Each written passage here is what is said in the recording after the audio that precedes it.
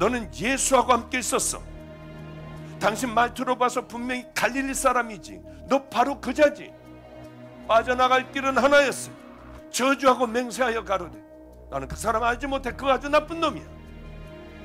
베드로를 욕할 사람이 있습니까? 여러분들은 이 땅의 삶에 그렇게 당당하게 주님을 지켜주시면서 살아왔습니까? 아니면 세상의 쾌락이나 여러분들에게 가장 중요하다는 것을 먼저 잡지는 않았나요? 지옥에 간다 해도 나 맹세코 예수 몰라 소리쳤던 베드로하고 뭐가 다르겠어요? 그런데 그때요, 바로 닭울음 소리가 들려요. 너무나도 기가 막혀 예수님을 비로소 눈을 들어 바라봤어요. 내가 다 알아. 네가 얼마나 약한지 내가 다 알아. 인자한 눈이셨어요. 그런데 자기같이 약한 자가 없었어요. 자기같이 용기도 없고 믿음이 없었고 비겁한 자가 없었습니다. 주님을 모른다고 벌써 하다가 보니까 3번이나 부인을 했고 저주까지 해버렸습니다. 베드로야, 그게 네 모습이야. 나도 너를 용서해. 내가 뭔가 손해가 날 것 같아서 주님을 그렇게 부인하고 살지 않나요? 마음은 하나님을 멀리 떠나 있는 우리들의 모습 아닌가요? 하나님을 가까이 하라. 그리하면 너희를 가까이 하시리라.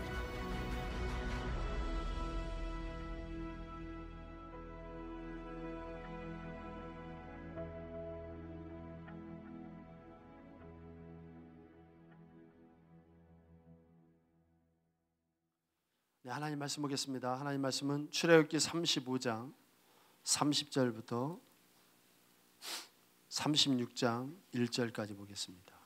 출애굽기 35장 30절부터 36장 1절입니다. 출애굽기 35장 30절입니다.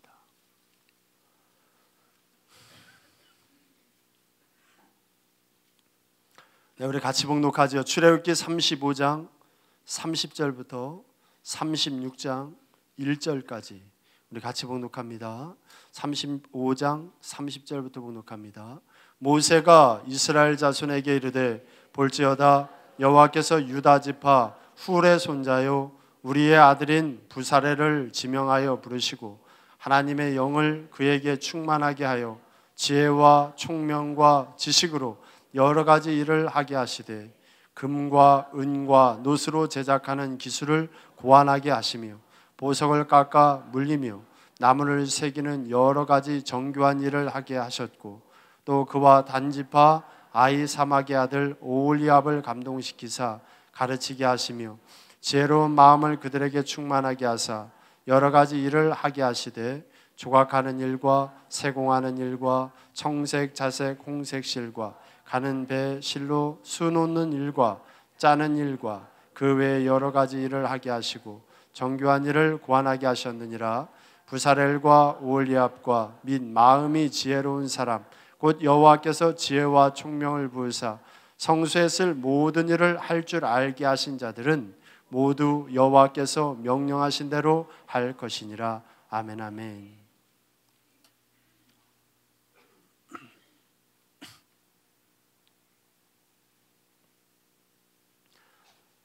여러분들과 저한테는 아마 똑같은 그런 질문이 있을 겁니다.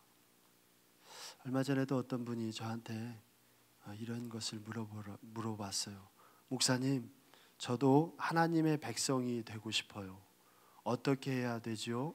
저는 열심히 찬양도 하고 말씀도 잘 듣습니다. 그런데 제 느낌이 하나님의 백성이 된 느낌이 아니에요. 어떻게 해야 되죠? 이렇게 왔어요. 아마 여러분들이나 저도 동일할 겁니다. 우리들은 다 하나님의 백성이 되고 싶죠.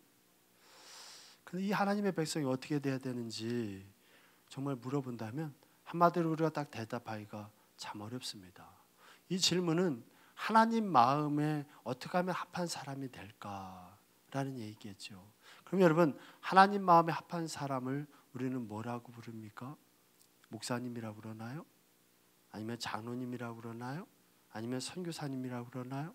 아니죠. 하나님과 함께한 사람, 하나님 마음에 합한 사람을 우리는 성도다, 신부다, 하나님의 나라의 백성이다 이렇게 이야기합니다. 근데 여러분 한번 생각해 보세요. 신부, 하나님 나라의 백성 이런 것들은 공통점이 있어요.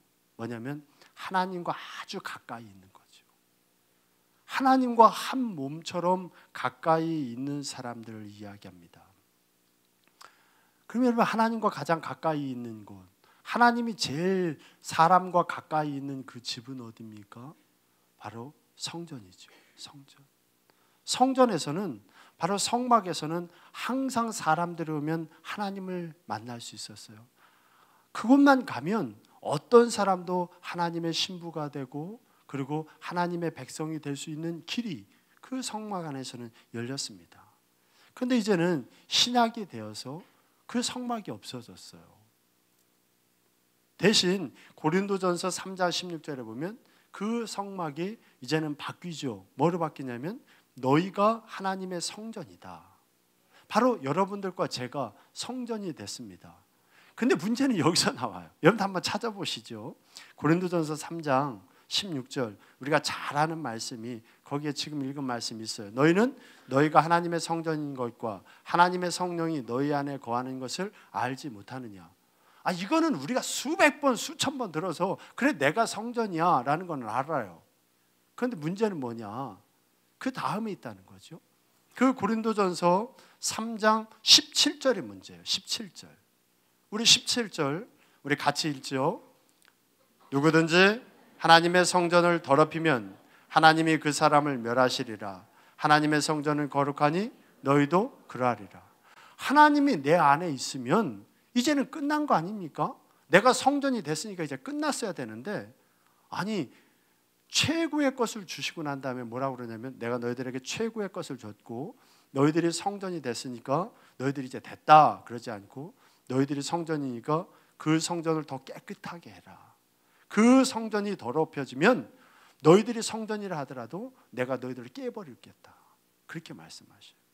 여러분 우리는 마지막 하나님 앞에 설 때까지 성전인 나를 깨끗하게 하기 위해서 여러분들은 날마다 싸우셔야 돼요. 사단은 우리를 더럽힙니다. 성막을 성전을 어떻게 하면 더럽힐까 모든 수단을 다 해요. 우리는 거기에 지지 말고 끊임없이 닦아야 됩니다.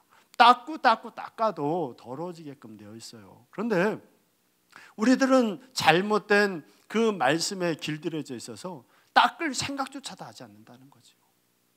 노력해 보려고도 하지 않는 우리들의 삶이 되어버렸어요. 이 정도면 된다고 생각을 해요. 그런데 이 정도면 된다고 생각하는데 문제는 뭐냐면 내 옆에 있는 사람도 나를 인정하지 않는다는 거죠. 제가 가끔 이 강단에서요 아주 굉장히 좋은 남편인 것처럼 이야기해요. 그리고 집에 내려가면 저희 아내가 뭐라고 그러냐면 목사님 그런 얘기는 제가 해야 됩니다. 그 얘기가 뭐냐면 목사님이 아무리 좋은 남편이라고 얘기해봐야 목사님의 남편 부인인 저희 아내가 인정하지 않으면 아니라는 거죠. 그게 정답 아닙니까?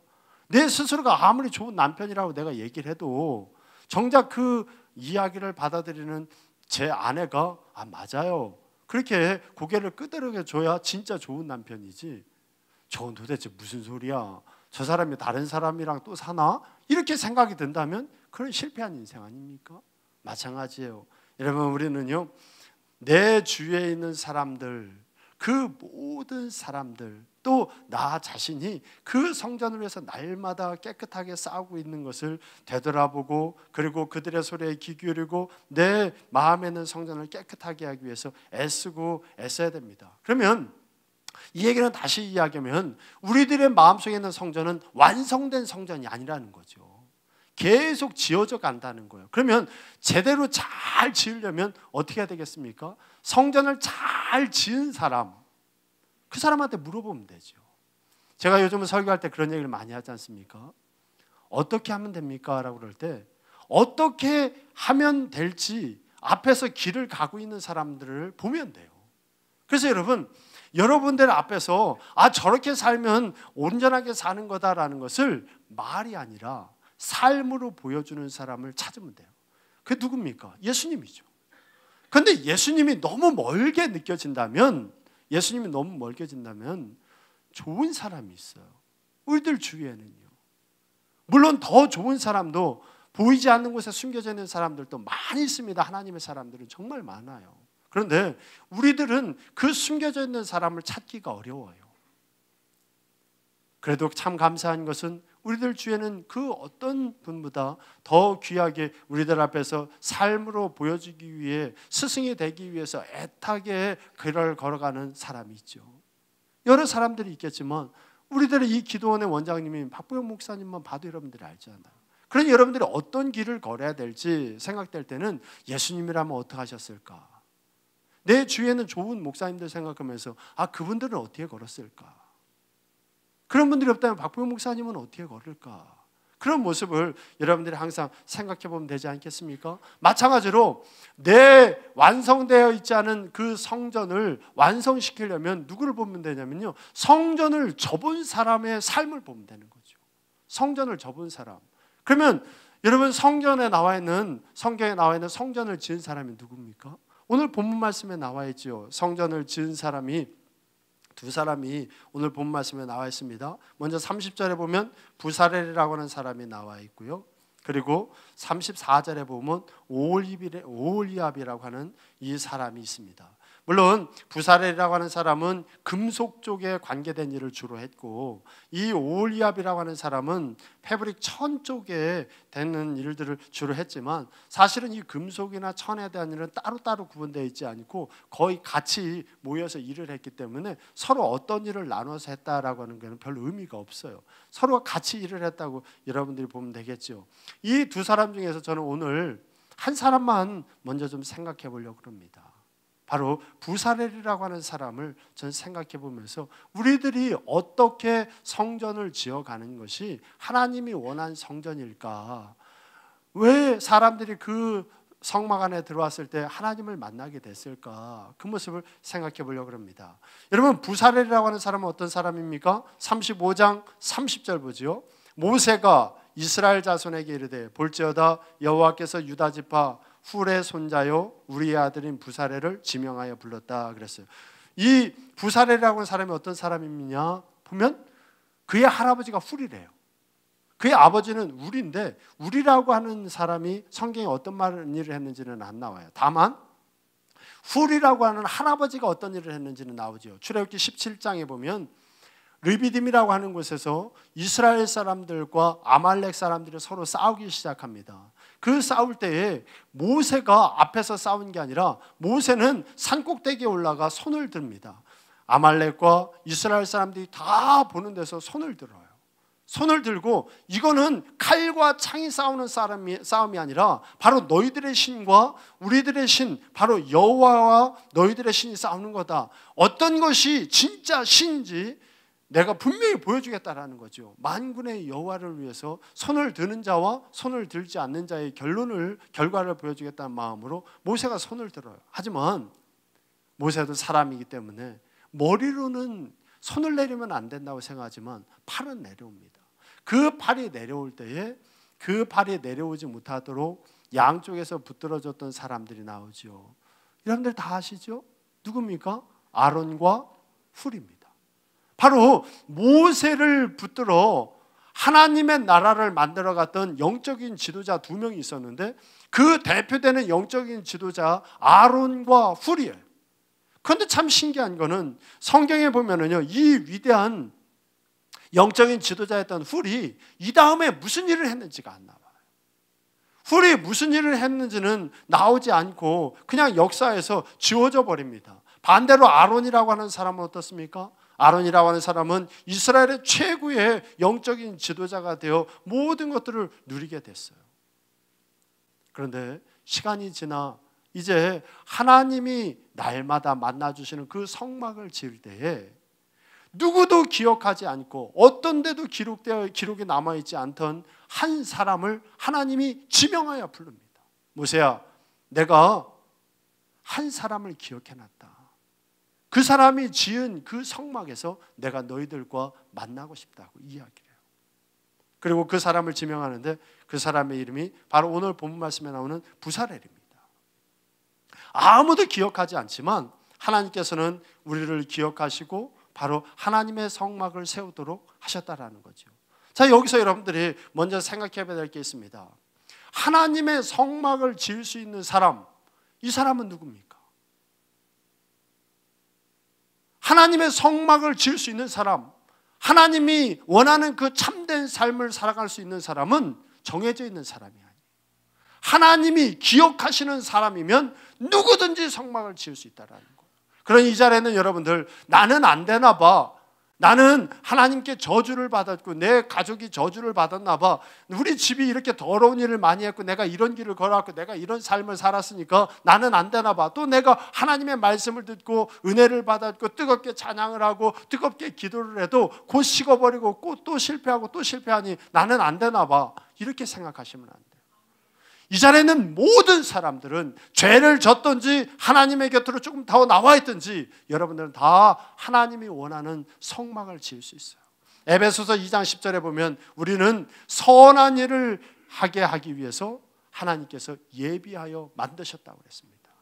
여러분들은 선한 일을 하기 위해서 만드는 하나님의 최고의 작품이에요. 그러니 여러분들 그 말씀을 기억하면서 끝까지 하나님의 성막을 짓기 위해서 최선을 다하세요. 디모데전서 6장 12절에도 보면 이 성막을 지을 수 있는 사람들은 어떤 사람이냐, 믿음의 선한 싸움을 싸우는 사람, 끝까지 선한 싸움을 싸우는 사람, 영생을 갖기 위해서 그 영생을 취하기 위해서 끝까지 싸우는 사람, 그 사람을 위해서 내가 보냄을 받았다고 그랬어요. 싸워야 됩니다. 마지막 그날까지 천국을 갖게 하기 위해서, 그리고 영생을 갖기 위해서 여러분들 가장 선한 일을 하는 그런 여러분들이 된다면 여러분들은 반드시 성막을 쌓을 수 있을 거예요. 하나님의 귀한 그런 그릇이 될 수 있을 거라고 저는 믿습니다. 그래서 훌도 자기를 기억해주고 자기를 불러주신 그 하나님, 그리고 그 하나님이 주신 지혜와 총명과 능력을 가지고요, 이제 출애굽기 37장부터 보면 하나하나 하나님이 거하실 그곳에 있는 것들을 만들기 시작하죠. 언약궤를 만들고 떡상을 만들고 등잔대를 만들고 제단을 만들고 번제단을 만들고 물두멍을 만들고 뜰을 만들고 하나하나 만들어가요. 하나하나 만들어갈 때 그의 마음에는 엄청난 기쁨과 즐거움이 넘쳤을 겁니다. 그런데 여러분, 갑자기 그에게 이거는 하기 싫은데 라고 하는 것이 딱 걸려버렸어요. 35장 19절 보죠. 35장 19절, 성소에서 섬기기 위하여 정교하게 만든 옷, 곧 제사 직분을 행할 때 입는 제사장 아론의 거룩한 옷과 그의 아들들의 옷이니라. 그가 만들어야 될 옷이 있는데 그냥 하나님께서 제사장의 옷을 만들어라, 그러면 얼마나 좋겠어요. 아론도 언젠간 죽을 거고 그의 아들들도 죽을 거니까 내 집에서 제사를 드릴 제사장들의 옷을 만들어라, 하나님이 이렇게 했으면 좋은데 하나님은 분명하게 얘기를 했어요. 내가 너희들을 만날 그 집에서 제사를 드릴 아론과 아론의 아들들을 위한 옷을 만들어라, 그렇게 이야기한 겁니다. 여러분, 그럴 때 이 부사렐의 마음이 어땠을까요? 조금 전에도 말씀드렸던 것처럼 이 부사렐이라고 하는 사람은 아론의 손자예요. 할아버지 때만 해도 최고의 두 가문이었습니다. 최고의 두 가문이었는데 자기의 가문은요, 특별한 이유도 없이 그냥 역사에서 미뤄져 내버리고, 그리고 그 족속들도 아무도 기억하지 않는 그런 족속이 되어버렸어요. 그런데 아론은 어때요? 아론이라고 하는 사람은 잘한 게 없어요. 잘한 것이 없습니다. 오히려 아론이라고 하는 사람은 영적인 지도자로 얼마나 많은 실수를 했습니까? 출애굽기 32장에 보면 이 아론이 저지른 사건이 바로 나와요. 오늘 본문 말씀 바로 전에 일어난 사건이에요. 무슨 일이냐면 모세가 시내산에서 40일 동안 금식 기도하며 있을 때 백성들의 마음이 두려워지죠. 불안해집니다. 왜냐하면 자기네들을 이끌고 나왔던 그 걸출한 지도자 영웅인 모세가 내려오질 않는 거예요. 40일이 다 돼가는데도 내려오질 않아요. 그러니 그들의 마음에 두려움이 나서 그들이 아론에게 찾아와서 아론에게 이야기를 합니다. 우리들을 이곳까지 인도해 준 신을 우리들에게 만들어 달라. 그 얘기는 뭐냐면 모세가 신 아니냐, 그러니 우리들에게 신이 없어졌으니 모세 같은 신을 우리들에게 만들어 달라. 그런 지도자를 뽑든지 아니면 모세 같은 그런 신을, 여호와라고 하는 그 신을 우리들에게 만들어 달라, 그 얘기입니다. 그러면 여러분, 아론이라고 하는 사람은 모세를 통해서 하나님이 모세에게 해주신 모든 이야기를 듣고 백성들에게 흘려보낸 사람이에요. 그러니 모세가 만난 하나님을 아론은 잘 알아요. 누구보다도 하나님이 어떤 사람인지 잘 알고 누구보다도 모세가 어떤 사람인지를 잘 알아요. 그러면 이 아론이 뭐라고 이야기를 해야 되겠습니까? 여러분, 우리를 애굽에서 이곳까지 인도해낸 신은 모세가 아닙니다. 모세는 누구보다도 위대한 사람이지만 모세는 절대로 여호와가 될 수 없습니다. 모세는 내 동생이고 내 혈족이지만 모세는 절대로 신이 될 수 없습니다. 이곳까지 인도를 이끌어낸 것은 모세가 아니라 만군의 여호와, 보이지는 않지만 보이는 어떤 신보다 능력이 있는 진짜 유일하신 신은 하나님밖에 없습니다. 그러니 여러분들, 하나님을 믿고 따라야 됩니다. 하나님은 만들 수 없는 겁니다. 우리들의 손재주로 그 하나님을 그 속에다 집어넣어서는 안 됩니다. 우리들의 지혜와 우리들의 경험 속에 지어넣으면 안 됩니다라고 이야기해야 될 거 아닙니까? 그런데 이 아론은 어떻게 이야기합니까? 여러분들이 가지고 있는 귀고리 가져오세요. 그리고 그 귀고리를 다 가져오라고 그래요. 금을 가지고라고 그래요. 그 귀고리하고 금이라고 하는 거는, 금고리라고 하는 거는 애굽에서 섬기던 우상의 흔적들입니다. 우상의 흔적들이에요. 성경에 보면 귀고리다라고 하는 거는 우상의 흔적이에요. 그래서 야곱도 나중에 하나님께 마지막 돌아갈 때 상수리 나무 밑에다가 그 귀고리를 갖다가 다 빼서 묻어버려요. 오늘 본 말씀에서도 그 귀고리라는 것은 우상의 흔적입니다.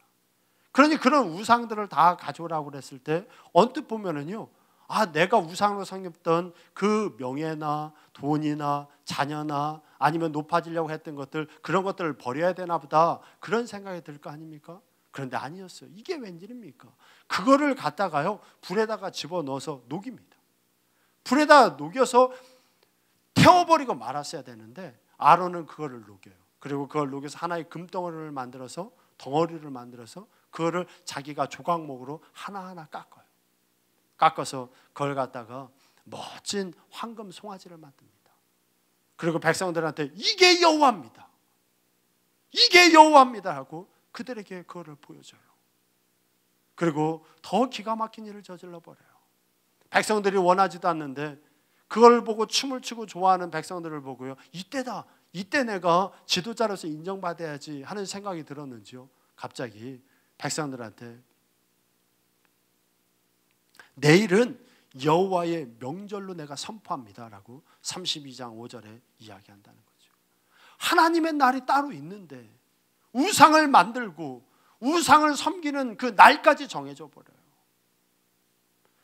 백성들은 그 앞에서 먹고 마시며 난잡하게 뛰어놉니다. 그 모습이 얼마나 괘씸하고 악했는지 하나님은 모세에게 분노해서 이들을 다 없애버리고 모세를 통해서 큰 나라를 만들겠다고 그렇게 이야기했어요. 모세도 한 번만 용서해달라고 그랬지만 내려와서 그 모습을 볼 때 얼마나 괘씸하고 악했는지 하나님이 주신 그 십계명을 갖다가 땅에 내던져 다 깨버리고요, 자기 백성들을 갖다가 3,000명이나 죽여버립니다. 그 모습을 출애굽기 32장 25절에 이렇게 얘기해요. 모세가 본즉 백성이 방자하니 이는 아론이 그들을 방자하게 하여 원수에게 조롱거리가 되게 하였습니다 그랬어요. 방자하게 했다라는 말은 히브리어 파라인데, 파라라는 말은 무슨 말이냐면 풀어놓는다, 석방한다는 말이에요. 벗겨놓는다라는 말이에요. NIV에는 out of control이라고 이야기했어요. 조종하고 지배할 수 있는 것을 떠나가게 만들었다라는 거예요. 악하게 만들었습니다. 엄청난 일을 저지르고 나서도 그는 회개하지도 않아요. 오히려 회개하는 것이 아니라 남 탓하지요. 내 주여 노하지 마옵소서, 이 백성의 악함은 당신도 알지 않습니까? 이거 내가 한 게 아니에요. 당신의 백성이 내가 이렇게 만들어 놓은 게 아니라 모세 당신이 이렇게 악하게 만들어 놨는데 나한테 왜 그럽니까? 이렇게 얘기를 했다는 거예요. 거짓말도 해요. 32장 24절에 보면 내가 불에다가 이 모든 것을 태우려고 던졌더니 그 금덩어리들이 송아지가 돼서 걸어 나옵디다. 그렇게 얘기해요. 이런 황당하고 정말 더러운 일을 저지른 사람이 아론이에요. 그래서 그런 일 때문에 이스라엘 백성들을 원수의 조롱거리가 되게 만들었다고 하나님께서는 이야기합니다. 그런 모든 사실을요, 이 부사렐은 다 알아요. 하나님, 제가 다 알아요. 제가 다 알아요. 저 아론과 아론의 아들들이 얼마나 더럽고 얼마나 악한 자, 하나님의 나라에 얼마나 먹칠을 한 자인지 저는 다 알아요. 저들은 지금 거룩한 척하지만 저들이 얼마나 악한지 하나님은 보셨잖아요. 어떻게 저런 자들을 하나님의 집에다 세워놓고 어떻게 저런 자들의 옷을 저한테 만들라고 이야기하는 겁니까? 그렇게 얘기해요. 성경에는 나와 있지 않지만요, 유대인의 전승인 미드라시에는 그런 내용이 나와 있어요. 이 부사렐의 할아버지 부사렐의 할아버지 훌이 어떻게 죽었느냐에 대한 게 나오는데요, 이 출애굽기 32장에 나오는 그 금송아지를 만들 때에, 금송아지를 만들려고 아론이 할 때에 이 훌이 반대했답니다. 안 됩니다. 어떻게 하나님을 우리들의 지혜와 우리들의 손아귀에 넣어서 그 능력을 제한하려고 그럽니까? 절대로 안 됩니다. 그러다가 잡족들한테 맞아서 죽었대요. 그의 아들 우리도 그래요. 이 훌의 아들 우리도 마찬가지입니다. 두 가지 설이 있어요. 하나는 그때 아버지랑 같이 안 된다고, 하나님의 뜻을 어기면 안 된다고 거기에 대항하다가 죽었다는 설이 있고, 또 하나는 처음에 말씀드렸던 할아버지와 아론이 모세의 손을 들고 싸움을 했던 그 르비딤 전투에서 전사했다라는 거예요. 두 가지 다 민족을 위해서 아버지도 죽은 거죠. 그게 아니어도 마찬가지 아닙니까? 성경에 나와 있지 않은 내용이니까 이거를 잃어버려도 상관없어요. 최소한 성경에 나와 있는 것만 봐도 아론이 하나님의 그 아름다운 성막에서 제사장 역할을 감당할 만한 그 능력과 그릇이 안 된다라는 것은 우리가 충분히 알잖아요. 그거를 이 부사렐이 알았을 텐데, 부사렐은요 그 이야기를 듣고도 아무런 이야기도 안 합니다. 그리고 이제 부사렐이 일을 하기 시작합니다. 39장 1절입니다. 그들은 여호와께서 모세에게 명령하신 대로 청색, 자색, 홍색 실로 성소에서 섬길 때 입을 정교한 옷을 만들고 또 아론을 위해 거룩한 옷을 만들었더라. 그간하고 안 했지요? 그들은 분명히 부사렐이 오홀리압과 같이 그 옷을 만들었다는 거예요. 하나님, 나는 못합니다. 내가 다른 거는 다 하지만요, 그것만큼은 못해요. 하나님, 우리 가문의 원수입니다. 우리 민족을 죄악에 집어넣은 사람입니다. 그 사람만큼을 위해서만큼은 나는 그것만큼은 못합니다. 나는 그것만큼은 못해요. 그러지 않았어요. 마음속에 분함과 억울함이 있었겠지만 그는 오히려 그 분함과 억울함을요, 하나님의 명령에 순종하는 그 마음으로 더 정성을 다했어요. 분하고 떨려 손이 덜덜 떨릴 때 그는 무릎을 꿇고 기도했을 거예요. 하나님, 이 마음속에 아직도 더러움이 있습니다. 내 마음속에 있는 이 분함을 삭혀주시옵소서. 하나님, 아직도 우리 할아버지가 저 자리에 있어야 된다고 생각했던 그 마음 눌러주시옵소서. 그리고 저는 정성을 다해 바로 이 제사장의 옷을 한 땀 한 땀 만들었을 거예요. 얼마나 정성을 다 해서 만들었는지요. 40장 43절에 보면 모세가 39장 43절이요. 39장 43절에 보면 모세가 이렇게 이야기해요. 모세가 그 마친 모든 것을 본즉 여호와께서 명령하신 대로 되었으므로 모세가 그들에게 축복하였더라. 여러분, 하나님이 계획해서 만드는 거예요. 사람이 계획한 게 아니에요. 한 번도 지금까지 그런 것들을 만들어 본 적도 없어요. 근데 그거를 직접 본 것도 아니고 모세가 보고 모세가 말을 해준 거예요. 아무리 잘 만들어도 그게 만들어지겠습니까? 내가 내 머리로 계획하고 만들고 그려도 이게 안 나와요. 내 머리로 그리고 생각하고 그려도 그대로 안 나오는데 세상에 하나님이 만들고 계획한 걸 모세한테 얘기해주고 모세가 그걸 보고 입으로 이야기해줬는데 모세가 나중에 이 부사레를 만든 것을 보니까요 깜짝 놀라는 거예요. 아니 세상에 이럴 수 있을까? 사람이 이거 만들 수 없는 건데, 이건 사람의 능력으로 만들 수 없는 건데 내가 말로 한 거를 어쩌면 자기가 본 것처럼 자기가 이미 수백 번 만들어 본 것처럼 어떻게 이렇게 만들 수 있었을까 생각되니까 그 모든 걸 보고 모세가 축복했다는 겁니다. 너희들이 한 거는 정말 하나님의 임재 속에서 너희들이 했구나 하고 축복을 했다라는 거죠. 여러분 빌립보서 2장에 보면 예수님의 마음을 이야기합니다. 예수님의 마음을 빌립보서 2장에 이야기하는데 예수님의 마음은 첫 번째가 뭐냐면 다툼과 허영과 교만과 연합하지 못하는 자들을 위해서 자기의 권리를 포기하는 게 첫 번째 예수님의 마음. 내가 사랑하고 나를 위해서 애써준 사람들을 위해 내 권리를 포기하는 게 아니라 내 앞에서 잘난 척하고 싸움을 만들고 교만한 사람들, 연합하지 못하는 사람을 위해 내 자신의 권리를 포기하는 것이 첫 번째 예수의 마음. 두 번째 예수의 마음은 그저 포기하는 것을 끝나는 게 아니라 그들을 종의 모습으로 섬기는 거예요. 세 번째 예수의 마음은 8절에 나오는데 그들이 하나님 나라에 갈 수 있도록 내 자신을 그들을 위해 죽는 거예요. 여러분 이게 얼마나 어렵습니까? 그런데 그렇게 하래요. 그것도 12절에 보면 나 있을 때나 나 없을 때나 너희들이 항상 그래야 된다. 사람이 볼 때나 보지 않을 때나 너희들은 항상 너희들의 권리를 포기해. 그리고 너희들을 아프게 했던 사람들을 위해 너는 그들을 섬겨야 된다. 그냥 조금 섬기는 것이 아니라 그들이 천국에 들어갈 수 있도록 그들을 잘 섬겨. 네가 가진 모든 것을 갖다가 쏟아 부어야 된다. 그렇게 이야기를 합니다. 왜요? 그리스도의 날에 바로 우리들이 자랑할 것이 있게 하기 위함이라고 16절에 이야기하죠. 누가복음 6장 36절부터 38절에도 아버지의 그 자비, 아버지의 마음에 대해서 똑같이 이야기하는데 거기는 더 구체적으로 얘기해요. 첫 번째로 아버지의 마음은 뭐냐? 너희들이 비판하지 말랍니다. 뭐를 비판하지 말아라? 정죄하지 말아라 그랬어요. 나한테 죄를 지은 사람들의 그 죄를 너희들의 입으로 자꾸만 이야기하지 말래요. 잘 들으세요 여러분. 예수님의 마음을 가진 사람은 잘못된 것을 끄집어내고 잘못된 것을 쪼개내고 그것들을 물고 늘어지는 게 아니라 잘못돼서도 그들의 죄를 용서해 주는 것, 바로 비판하지 않는 것, 그게 바로 하나님의 마음이에요. 두 번째로 하는 것은 용서하라 그렇게 얘기했습니다. 용서하라.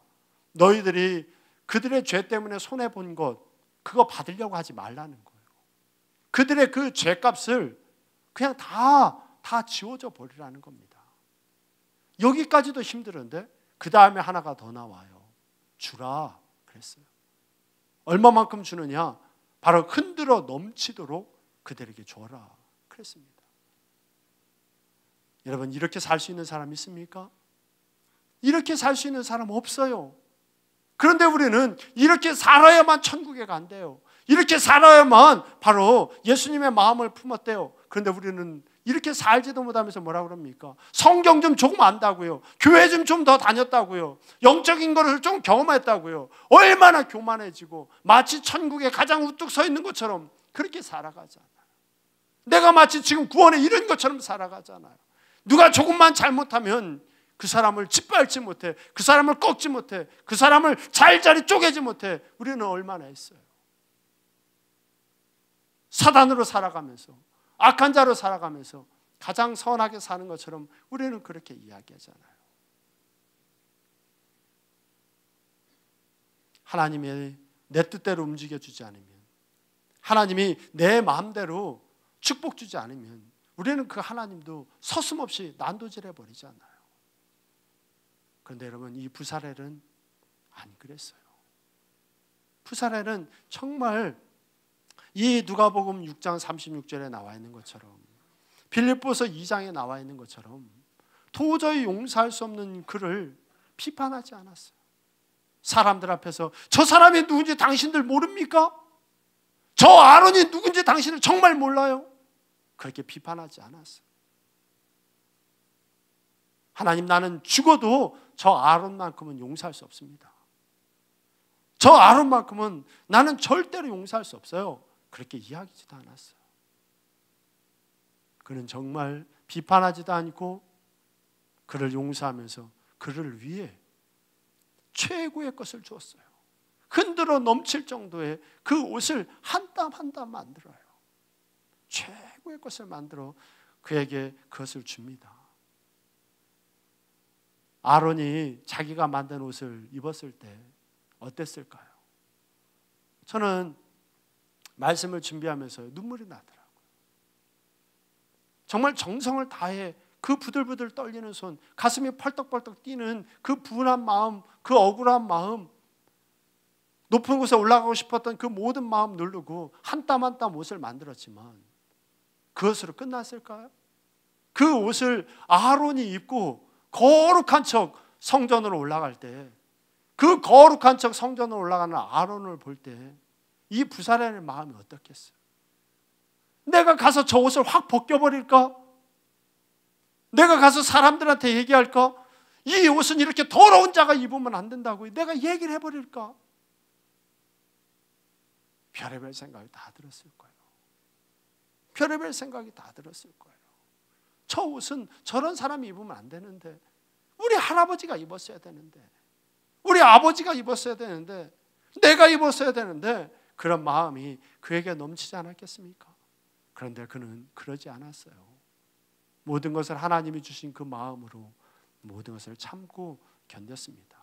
36장 1절에 보면 여호와께서 지혜와 총명을 부으사 성소에 쓸 모든 것을 할 수 있게 하신 자들은 모두 여호와께서 명령하신 대로 할 것이니라 그랬는데, 여기에서 얘기하는 모든 것이 무엇일까? 제가 생각해 보니까요, 이 모든 것은 그저 눈에 보이는 그 잔이나 아니면 촛대나 물두멍이 아니었을 것 같아요.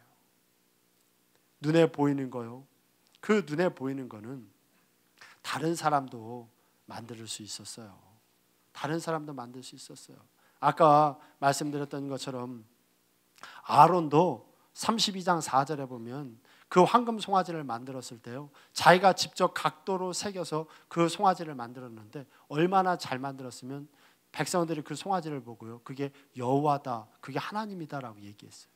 여러분, 아무리 아론이 만들었어도 이게 송아지인지 이게 말인지 이게 개인지 몰랐으면 그거를 보고 와, 이건 신이다 그랬겠습니까?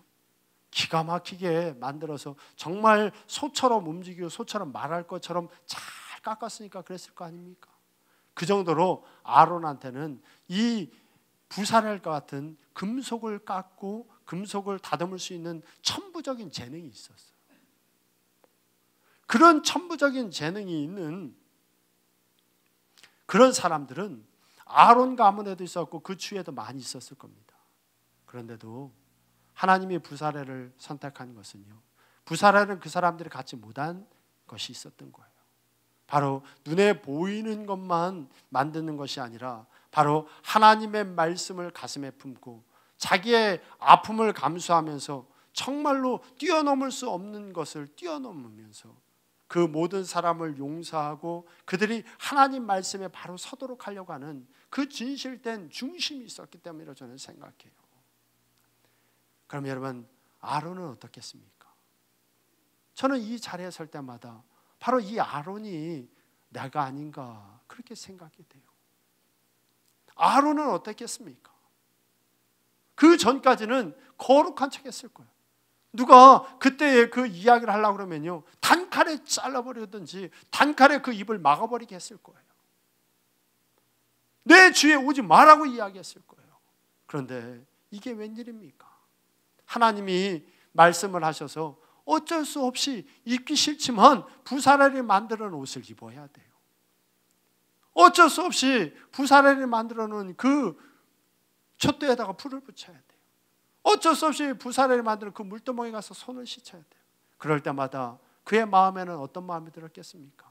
처음에는 감추고 싶었겠지만 옷을 입을 때마다 그는 큰 울림이 있었을 거예요. 조금 전에 말씀드렸던 것처럼 아론은 이런 것들을 만들 수 있는 특별한 재능이 있는 사람이에요. 재능이 있는 사람이기 때문에 그 옷과 그가 만드는 성물을 봤을 때 어떤 마음이 들었겠습니까? 명장은 명장을 알아보고 고수는 고수를 알아보는 거 아닙니까? 이거는 사람이 한 게 아니네. 이 사람의 보통 실력을 한 게 아니네. 이 사람은 바로 이 촛대를 만들 때, 이 물두멍을 만들 때, 내 옷을 만들 때 피로 만들었구나. 피로. 그의 눈물로 만들었구나. 그는 나의 모든 걸 아는데 어떻게 이럴 수 있을까? 어떻게 이럴 수 있지? 그는 촛대에 불을 켤 때마다 울었을 거예요. 하나님 용서해 주세요. 이 촛대에다 불을 켜야 되는 거는 제가 켜는 게 아니라 내 친구 훌이 켰어야 돼요. 부사렐이 켰어야 돼요. 그 옷을 입을 때마다 어떻게 이럴 수 있지? 어떻게 이렇게 아름다운 옷을 만들 수 있을까? 이 옷은 내 친구 부사렐의 손자인 내 친구 훌의 손자인 부사렐이 눈물로 만들었겠구나. 피로 만들었겠구나. 하나님 죄송해요. 내가 이 옷을 입을 수 없어요. 이 옷은 훌이 입어야 돼요. 우리가 입어야 돼요. 저 부사렐이 입어야 돼요. 그런 마음으로 제사를 드리지 않았겠습니까? 아마 그는 제사장 옷을 입을 때마다 죽는 것보다 더 부끄러웠을 거예요. 나는 죄인이구나. 나는 다른 사람들을 죄를 씻어주기 위해 제사를 드리는 게 아니라 죽어야만 되는 나를 위해서 제사를 드리는구나. 죽어야만 되는 거는 저 짐승이 아니라 바로 나구나라고 하는 마음으로 그가 제사를 드리지 않았겠습니까? 왜 성막에 하나님이 임했을까요? 바로 이 부사렐의 그 용서와 이 아론의 그 철저한 나는 용서받은 죄인이구나라고 하는 그 마음이 있기 때문에 바로 그곳에서 하나님이 임한 거 아니겠습니까? 여러분들이 정말 하나님이 원하는 그 귀한 믿음을 가진 사람이 되시고 싶습니까? 하나님의 백성이 되고 싶습니까? 하나님이 원하는 예배를 드리고 싶습니까? 그러면 여러분 부사렐처럼 도저히 용서할 수 없는 사람들 위해서 여러분들이 그 사람들을 용서하고요. 그 사람들을 비판하지 말고요. 그리고 그 사람들에게 가서 여러분들의 땀과 피를 주셔야 됩니다. 용서하는 것도 비판하지 않는 것도 어려워요. 하지만 여러분들 가셔야 됩니다. 가셔서 그 사람들에게 주세요. 그리고 여러분들 이 자리에 나왔을 때는 나는 죄인입니다. 내가 어떻게 나 같은 게 여기서 있을 수 있습니까? 어떻게 나 같은 게 이런 곳에 머물 수 있습니까? 라고 여러분들의 가슴을 두드릴 수 있는 그런 사람이 될 때 바로 여러분들은 참다운 하나님의 백성, 하나님이 받으시는 그 제사를 드리는 여러분들이 될 수 있는 거예요. 여러분 박보영 목사님을 제가 볼 때마다 생각나는 게 있어요. 그게 뭐냐면 왜 박보영 목사님을 하나님이 쓰실까 생각해 볼 때 여러 가지 일이 있지만 저 마음에 남는 크게 두 가지가 있어요. 하나는 이야기할 수 없고 또 하나는 박보영 목사님이 여러 번 말씀하셨으니까 말씀드려도 괜찮겠죠. 박보영 목사님 예전에 안성에 계실 때 한 여자아이가 떠돌아다니는 여자아이가 목사님을 찾아왔대요. 그런데 그 여자아이를 목사님이 최선을 다해서 키워줬는데 어느 날 학교에서 박 목사님 오라고 그래서 갔더니요. 선생님들이 그 교무실에서 박 목사님을 벌레 보듯 하더랍니다. 그래서 왜 그런가 봤더니요. 나중에 알고 봤더니 이 여자아이 몸에 아주 심한 성병이 들어가고 여름에 몸에서 여러 가지 안 좋은 냄새가 나니까 아이들이 이야기를 한 거예요. 그래서 이 아이를 데려다가 양호실에서 양호 선생님이 물어보고 옷을 벗겨봤더니 몸에 아주 심한 그런 병이 걸려 있는 거예요. 너 이게 어떻게 된 거냐라고 물어봤더니 이 여자아이가 덜컥 겁이 나니까요. 박 목사님을 파는 거예요. 나를 데리고 있는 목사님이 있는데 그 목사님이 나한테 이렇게 몹쓸 짓을 해서 내가 이렇게 됐습니다. 그러니 선생님들이 박 목사님을 벌레처럼 보는 거죠. 거기서 막 뭐라고 그러는데 박 목사님 마음에 난 아닙니다. 난 그런 사람 아닙니다라고 얘기하려고 하는데요. 갑자기 마음속에 그런 마음이 들더래요. 내가 아니라고 이야기를 해서 내 누명을 벗으면 뭐하나. 내가 누명을 벗는 순간 그 여자아이는 이 학교도 못 다니게 될 텐데 그러면 그 여자아이의 인생이 망가지지 않나 싶어 하고요. 정말 억울하고 분했지만 거기에 가만히 듣고 있었대요. 몇 번을 불려갈 때마다 죽는 것처럼 싫었지만 목사님은 아무 소리도 안 하셨대요. 나중에 이 여자아이가 양심의 가책을 느꼈는지 자기가 목사님을 떠나가고 학교를 떠나간 다음에 진짜로 그 진실이 밝혀져서 선생님이 다시 오라고 그래서 갔더니 선생님이요. 박 목사님한테 왜 얘기 안 했지 않았느냐고. 왜 얘기하지 않았느냐고 그러더래요. 그러더니 제 기억이 맞는지 모르겠어요. 목사님한테 선생님이 무릎을 꿇더니요. 그러시더래요. 목사님은 진짜 목사님 같다고. 목사님은 진짜 목사님 같다고. 그런 일들을 수십 년 겪어오면서 용서할 수 없는 사람 용서하고요. 죄인의 모습으로 서니까 바로 하나님께서 목사님을 쓰시는 것 같아요. 임철 목사님도 마찬가지입니다. 저는 임철 목사님을 오랫동안 옆에서 봤어요. 20년 동안 봤어요. 첫 목회지서부터 봤으니까요. 다른 여러 가지 일이 있지만 이 목사님도 마찬가지예요. 이 목사님도 여러 가지 일이 있었지만 목사님이 직접 이야기하셨으니까 이야기해도 되겠죠. 유구에 부임을 하게 됐는데 앞에서는 웃는 분이 장로님이 뒤에서는 목사님 쫓아내자고 그러더라는 거예요. 이유가 뭔가 물어봤더니 첫 부임에서 장로님들한테 먼저 인사를 하고 그래야 되는데 저희들은 그런 걸 잘 못해요. 그냥 모든 성도가 다 똑같이 생각돼요. 그러니 목사님도 모든 사람을 사랑하면 된다 생각했지 전화하고 뭐 이런 걸 잘 모르셨나 봐요. 그런데 그 장로님의 마음에 그게 큰 상처가 된 거예요. 나를 무시한 것 같은 생각이 들어 내가 이 사람을 반드시 쫓아낸다라는 마음이 들고 그런 일을 했대요. 하나님이 가르쳐 주셔서 그거를 알았을 때 얼마나 분하고 얼마나 억울한지 정말 죽을 것 같더랍니다. 그런데 어느 날 기도하다가 하나님이 주신 마음이 있는데 너 먼저 가서 그 장로님한테 잘못했다고 그래라. 아니 하나님 내가 뭘 잘못했는데 잘못했다고 그래요. 아니야 너 잘못했다고 그래라. 그래서 정말 죽을 것 같은 마음으로 그 장로님한테 가서요. 무조건 잘못했다고 그랬대요. 그 장로님 저도 잘 압니다. 이 목사님 왜 그런 얘기를 안 하나 모르겠어요. 그 장로님이 얼마나 멋진 장로님 되셨는지 압니까? 그 장로님 참 멋있는 장로님이 되셨어요. 하루는 비가 와서 이분이 수박을 농사를 졌는데 그 수박에 물이 차고요. 수박을 못 팔게 됐어요. 그러니 얼마나 걱정스럽습니까? 그때 목사님이 몸이 불편해서 이 목사님 몸이 불편해 제가 주일날마다 오후에 가서 예배를 이렇게 드렸어요. 저희는 점심때 예배를 드리거든요. 그러니까 저녁에 제가 시간이 나니까 제가 일부러 거기까지 가서 저녁 예배를 이렇게 드리고 목사님하고 이야기하다 이렇게 오고 그거를 제가 한참을 했어요. 근데 그때 갔더니 장로님이 그 얘기를 듣고요. 저희들이 저희 교인이 아닌데도 얼마나 안타까운지요. 그런데 장로님이 수박을 잔뜩 가져왔어요. 그리고 저희 차에도 수박을 막 실어주는 거예요. 제 차에도. 그래서 장로님 안 실어도 돼요. 그랬더니 아니라는 거예요. 장로님이 목사님 전 얼마나 기쁜지 모르는데 왜 장로님 기쁩니까? 물에 차서 이거 수박을 하나도 못 팔게 됐다는데 1년 농사를 망치게 됐다는데 뭐가 좋습니까? 그러니까 아니에요 목사님 난 너무 좋다는 거예요. 이거를 팔게 됐으면 또 이거 팔아야 되니까 어쩔 수 없이 팔아서 나 혼자 쓰게 됐을 텐데 내가 이걸 못 쓰게 돼갖고 그동안에 베풀고 싶었던 사람들한테 마음껏 베푼대요. 목사님들한테도 갖다 주고 장로님들한테 갖다 주고 그래서 내가 너무 좋다는 거예요. 예수님 같더라고요. 그분 머리가 하얗셨거든요. 머리가 하얀 분인데 꼭 예수님 같더라고요. 어떻게 이렇게 바뀌었을까. 그런 용서와 눈물의 삶으로 견뎌 오셨으니까 그분들이 이곳에서 서서 하나님의 말씀을 전할 때 놀라운 은혜가 임한 거죠. 여러분 받으려고만 하지 마세요.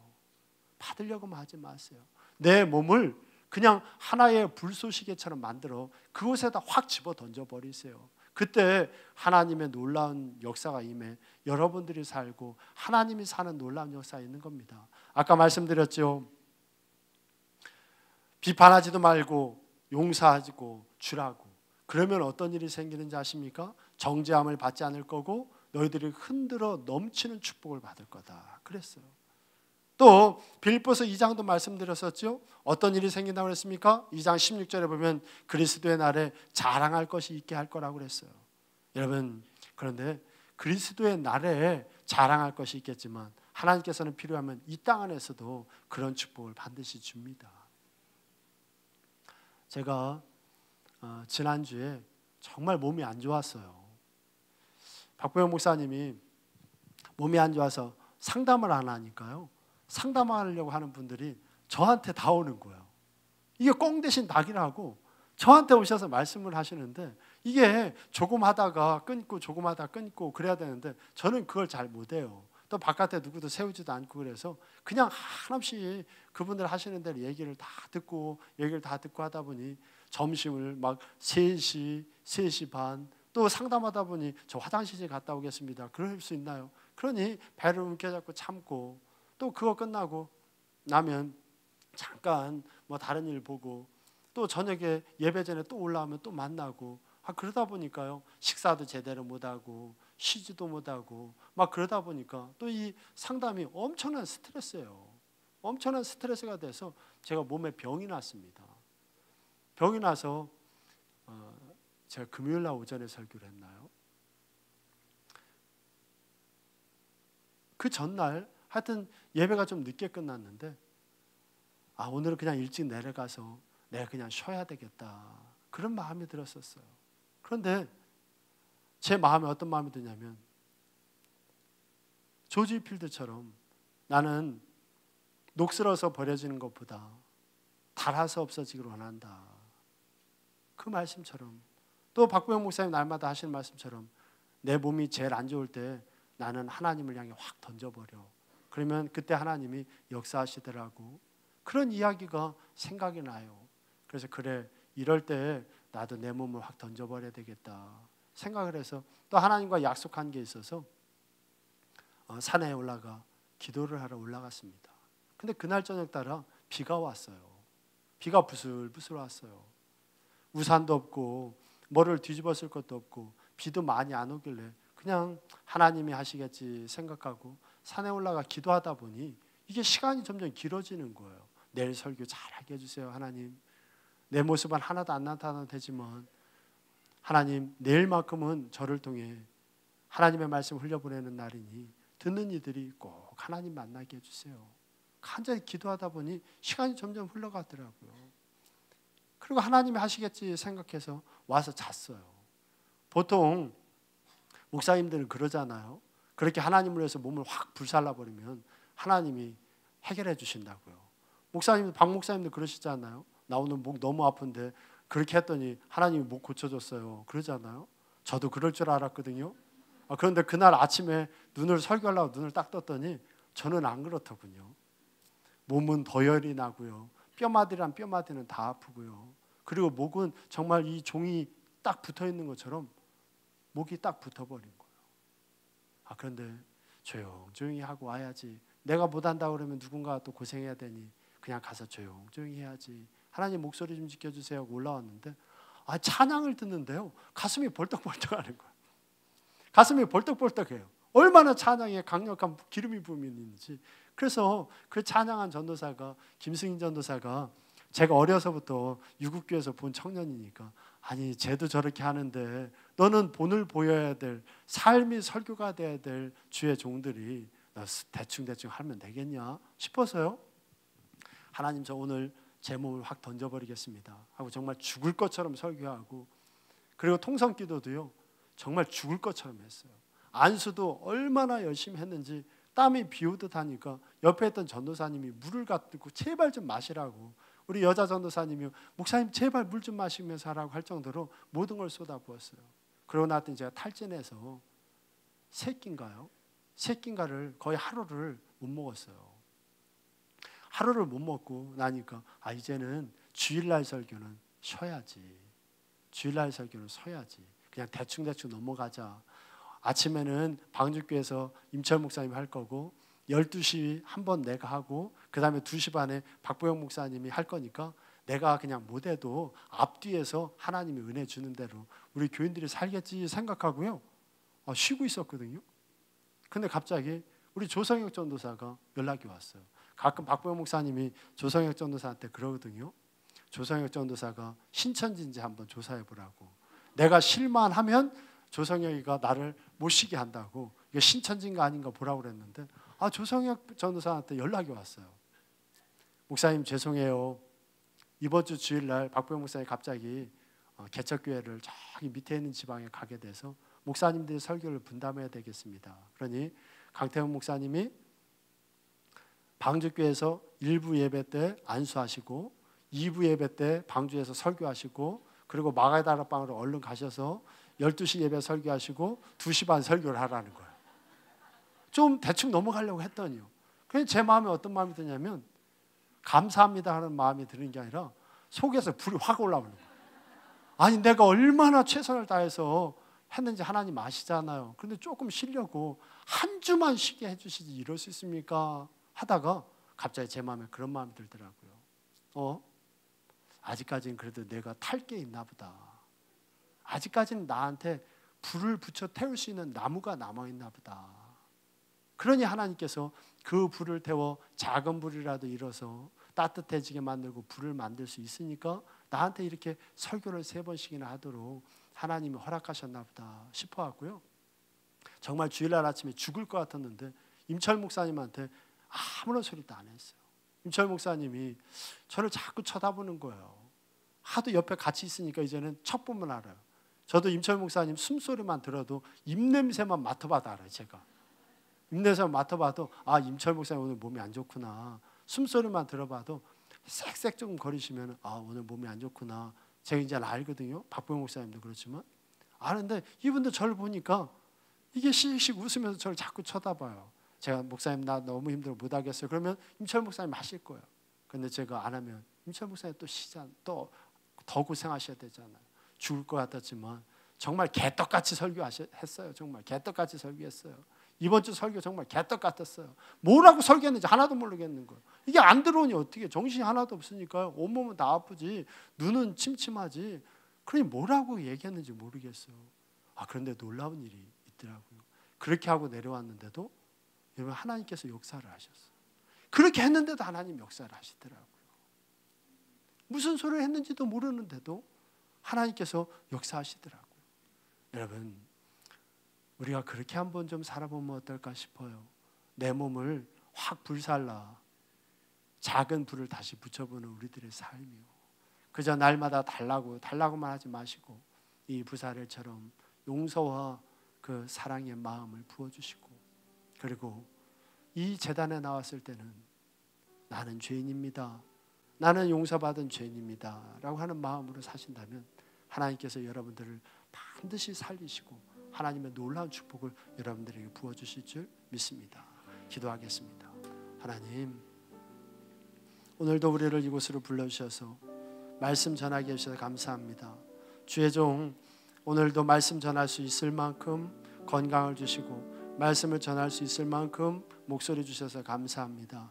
하나님 사람의 입으로 전했지만 하나님이 하시지 않는다면 그저 1시간 떠드는 것으로 끝날 겁니다. 하나님 한 사람 한 사람의 마음에 말씀이 깊이 아로새기게 하여 주시옵소서. 그저 받고만 돌아가려고 하는 자들이 아니라 그 사람만큼은 안 됩니다 하는 사람들 용서하며 사랑하며 변명하지 않으며 그들과 함께 할 수 있는 자들 되게 도와주시고 조금이라도 가지게 되었을 때에는 내 노력과 힘으로 가지게 된 것이 아니라 나는 용서받은 죄인이지 이 모든 것들은 흘려보내라고 주신 것이지 생각하며 살아가는 우리들 되게 도와주시옵소서. 성령님께서 함께 해줄 걸 믿사옵고 예수 그리스도의 이름으로 감사하며 기도합니다.